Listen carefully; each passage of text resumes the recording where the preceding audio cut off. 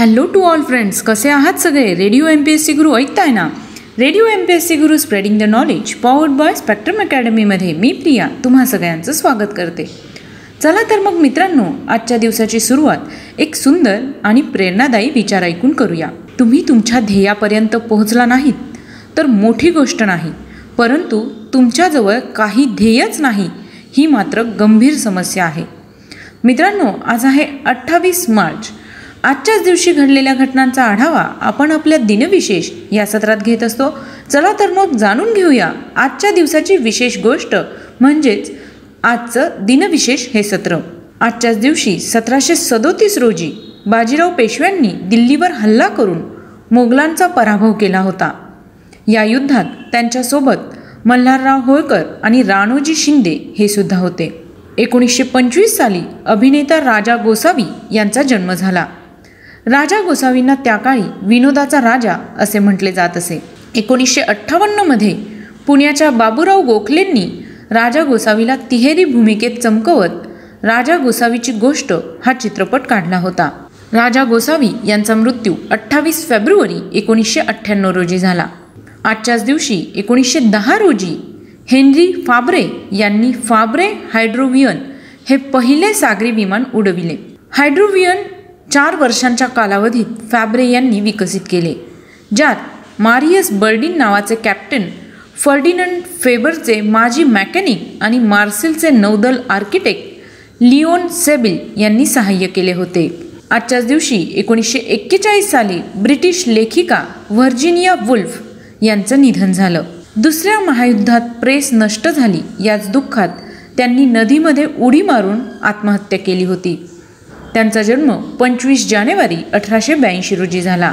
आजच्याच दिवशी 1927 साली भारतीय शैक्षणिक आणि सामाजिक कार्यकर्त्या वीना मुजुमदार यांचा जन्म झाला. त्या भारतीय महिला आंदोलनात एक महत्त्वाच्या व्यक्ती होत्या. त्यांचा मृत्यू 30 मे 2013 रोजी झाला. आजच्याच दिवशी 1942 साली रासबिहारी बोस हे टोकियो येथे झालेल्या सभेत इंडियन इंडिपेंडन्स लीगचे नेतृत्व करत होते. ही सभा 28 ते 30 मार्च दरम्यान झाली होती. 1930 साली टोरंटोमधील भाषणात कॅनडाचे गव्हर्नर जनरल विसाउंट वेलिंग्डन यांनी कॅनडाने ब्रिटिश वेस्ट इंडिजचा ताबा घेण्याची सूचना केली आणि समजावून सांगितले की वेस्ट इंडिजमध्ये नुकत्याच झालेल्या व्यापार कराराच्या अनुषंगाने कॅनडाने घेतलेल्या चरणांबद्दल कृतज्ञता व्यक्त केली आहे आणि त्यांनी थेट कॅनडाशी जोडले जावे. आजच्याच दिवशी 1968 साली इंग्लिश क्रिकेटपटू नासिर हुसेन यांचा जन्म झाला. 1999 ते 2003 या कालावधीत ते इंग्लंड संघाचे कर्णधारही होते. आजच्याच दिवशी 1992 साली स्थानकवासी जैनांचे सर्वश्रेष्ठ धर्मगुरू आचार्य सम्राट आनंद ऋषीजी यांचे निधन झाले. त्यांचा जन्म 1900 साली अहमदनगरमध्ये झाला होता. आजच्याच दिवशी 1868 साली रशियन लेखक मॅक्झिम गॉर्की यांचा जन्म झाला. त्यांचे पूर्ण नाव अलेक्सेई मॅक्झिमोविच पेशकोव असे होते. समाजवादी सत्यवाद या साहित्य पद्धतीच्या जनकांपैकी ते एक मानले जातात. त्यांचा मृत्यू 18 जून 1936 रोजी झाला. आजच्याच दिवशी 1930 साली ब्रिटिश सरकारने ब्रिटिश सैन्यातील 4 गुन्ह्यांकरिता फाशीची शिक्षा रद्द करण्याचा निर्णय घेतला. भ्याडपणा दाखविण्यासारख्या प्रकारे शत्रूपुढे गैरवर्तन करणे, गार्ड, तिकीट, गस्त किंवा ऑर्डरशिवाय पोस्ट सोडून जाणीवपूर्वक चुकीचा गजर वाजवणे आणि एखादे पद सोडून देणे, प्रेषक म्हणून काम करताना विद्रोह, देशद्रोह आणि निर्जनतेसाठी फाशीची शिक्षा कायम ठेवली गेली. आजच्याच दिवशी 1998 साली centre for development of advance computing म्हणजे CDAC या संस्थेने विकसित केलेला परम 10000 हा महासंगणक देशाला अर्पण करण्यात आला. आजच्याच दिवशी 2000 साली शांताराम द्वारकानाथ तथा राम देशमुख यांचं निधन झालं.